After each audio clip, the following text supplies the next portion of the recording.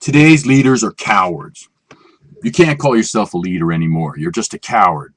You hide behind an administration. You hide behind armies. Even our armies are cowards. A jet fighter is a coward. A jet fighter pilot. Think about it. What does he do?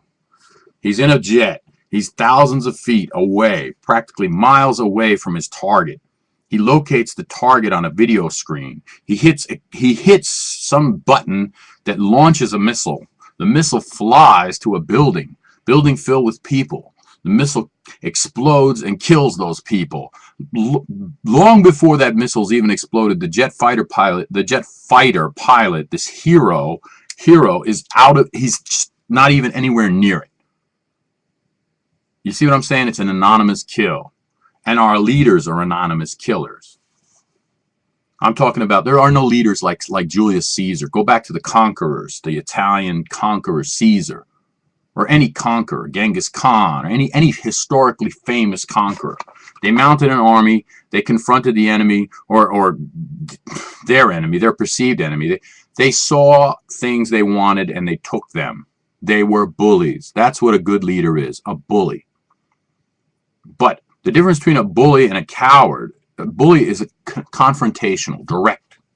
The leaders today are cowards. And why am I so fucking angry? Why am I ranting? Because it will not die in my head what you did, what these supposed leaders, these American leaders did to our own people on September 11, 2001. When they destroyed buildings, the World Trade Center towers, and killed over 3,000 people to further an economic goal. When they bombed the Pentagon. And no, it was not 19 Saudi terrorists, okay? Commercial airliners did not take down the World Trade Center. Commercial airliners would not topple two major structures, and then 8 hours later, Building 7 goes down for no reason. That was controlled demolition.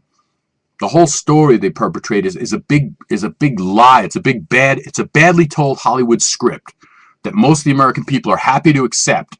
And let me tell you something. I was content with it for a while. I said, oh yeah, that's that's what'll happen. But at the time, on that very day, I was just 6 miles out. I was viewing it from Staten Island. I was at the ferry terminal. I was looking across. I saw the World Trade Center burning, and I thought to myself, well, as bad as it is, it's a big-ass building. They'll be able to probably put out the fires. The jets will burn out, and the rest of the buildings will be okay. I mean, the other floors should be fine. Something just didn't ring true. Two commercial airliners, as big as they look when you're on the runway, were very tiny in comparison to the two major towers. Okay, now, let me just get to the point, because I know you people have short attention spans. This was a plan. It was contrived. It was made up. It was conceived by the administrators and the people who control the administrators. Okay? It was a cowardly plan. Do something really drastic that will make Americans very scared. Kill 3,000 innocent Americans in order to further this agenda. And what is this agenda? Wealth and greed. We want oil. The Middle East has oil. They're our friends. The Saudis are our friends. We can't fuck with them. But there's a bastard stepchild out there. It's called Iraq. Iraq's got lots of oil, and they're led by a dictator that nobody likes. How are we going to get Americans over to Iraq? How are we going to do this? What can we do? Let's brainstorm, guys. Let's brainstorm, heads of Mobil and Exxon. Let's brainstorm, elite billionaires, anonymous billionaires that hide behind their anonymity just to further their own wealth. Well, here's a good idea. How about this? Why don't we blow up a major building in the U.S., kill a lot of people? That'll get everybody scared, won't it? Then we could say it was the Iraqis that did it. So we'll head over there with troops, and while the troops are shooting innocent civilians on the street, and while our cowardly jet fighters are flying over and bombing buildings filled with their leaders, we can quietly have people loading oil tankers with Iraqi oil, bringing it over here, and we'll spread the money around. The oil executives will make the money. The administrators in our back pocket, like George Bush and Dick Cheney, they'll make lots of money. The CIA enforcers will make lots of money. We'll pay the crew that destroys the World Trade Center to put the thermite bombs for the the controlled demolition, we'll pay them money, and then we'll just tell them keep very quiet. The FBI, keep quiet, keep everything under wraps. And the American people, as stupid as they are, will just manipulate the media to tell them, oh yeah, it was these Arabics, it was these Saudi Arabians in planes, they did it. Do you really think everybody's that stupid, people? And let me tell you, okay, all right, let me get to it. Most Americans do accept the story. They would look at me as some kind of fanatic. Oh my God, he's that conspiracy theorist. They even have, what do they call them? Truthers. We're branded truthers and fanatics and maniacs and witch hunters. Well, let me tell you something, okay? That's the fact that we exist, the fact that there are people that say 911 truth, the fact that there are truth, it's because we don't accept the bullshit story. And there will be more of us. And why am I ranting in this video? Because that single incident, the idea that my fellow Americans, my citizens in a country that I used to love, could just kill people so randomly, kill its citizenry so randomly to further its own goals, its own greed, to make money, put money in its pocket. The fact that you can do that without conscience, that destroyed any patriotism I had, any whatsoever. Now you can label me, and the other thing is, all right, this will be, I'll be put maybe in some file somewhere. See, I watch this guy, he could be a fanatic. Let me assure you, I'm not going anywhere with any guns or anything to be shooting anybody. That's not my point. My point is this, and this is the ultimate point. Okay, Obama is the president right now, and everybody says, oh yes, we can, it's a black man change. Obama furthered the same agenda that Bush started, okay? Afghanistan, 35,000 troops. Why? What are we doing in Afghanistan? Money again. For drugs, money. We're grabbing the opium over there. So Obama is a puppet, all right? He's a puppet, and he does as he's told by the secret administration. As silly as that sounds, it's conspiracy. Oh, the guy's a loony now. There's an administration that runs the presidency, that runs the executive branch, and it's the very wealthy elite. It has to be. Who else? Who else would have the power to make them jump and make them dance? Who could put Obama in place? Do you think Obama was elected by the people? I think not. I think Obama was put in there by the structure. And why? Because he'll do as he's told. And because he's a black man, so he'll keep the blacks quiet. Ooh, we finally did it. No, we did nothing. We furthered an agenda that's been written years before. Now, why am I saying all this, and why am I this upset? I want to talk directly to the power elite. Maybe somehow this video will get to them. And I will say this to you, power elite. You have no conscience. But remember one thing. No matter how much money you have in your secret bank accounts, no matter how many people you can manipulate and control and make your dick hard, you will die. Ultimately, we all die. No one gets out of this alive.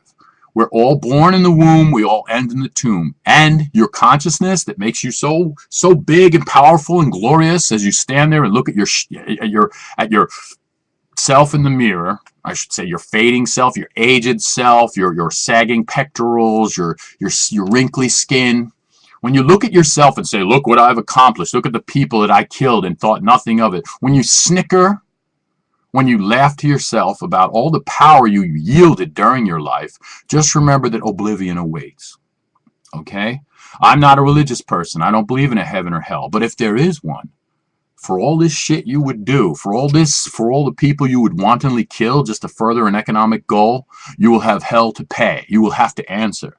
Unfortunately, I know the reality. The reality that I believe in my being is that it's oblivion. You will die. So, what's the point? The point is the people, every individual out here, needs to wake. They really need to wake up. They really need to realize that at any time, you could be squashed, just like a bug, squashed. Does it feel good to rant and rave like this for me? Somewhat. It really does. And you know what? I mean, I know the video itself, maybe it'll get 10, 20 views or something. It'll linger in obscurity. My hope is this, that someday, maybe a college student or somebody will come across this video and they'll say, wow, this guy knew something. And what does that do for my ego? I don't know. Nothing.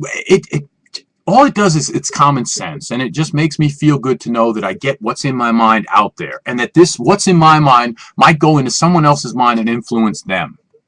The other thing I would hope, I would pray, and is that somebody watching this that actually had something to do with the whole World Trade Center horror, one of the people planning it or one of the people executing it, like the construction people setting up these, somebody needs to have an attack of conscience, something, an attack. Like I took part in killing innocent people. I made families sad. There are people out there that lost husbands, wives, daughters, sons. I did that. I'm indirectly or directly responsible for that. And it hurts. And then they would come forward, and be willing to confess in the major media. But that won't happen because all these people that had something to do with it, obviously could give a shit less. They have no conscience. Because if they had a conscience to begin with, they could not have taken part in this. And that's it. I'm spent for now. I've said everything I could. I can say plenty more. I could say more, but here's what's going on in my mind right now as I do. They won't watch this. They won't watch. The kids won't watch. They have short attention spans. I'm not a cat. I'm not flushing something down the toilet. I'm not being pawned. I'm not falling. I'm not hitting my face. I'm not bursting into flames. I'm not drinking a bottle of tequila and throwing up all over. I'm not pouring shit in a cup and eating it. But let me tell you something, America and my fellow citizens, you are eating shit every day, whether you know it or not, okay?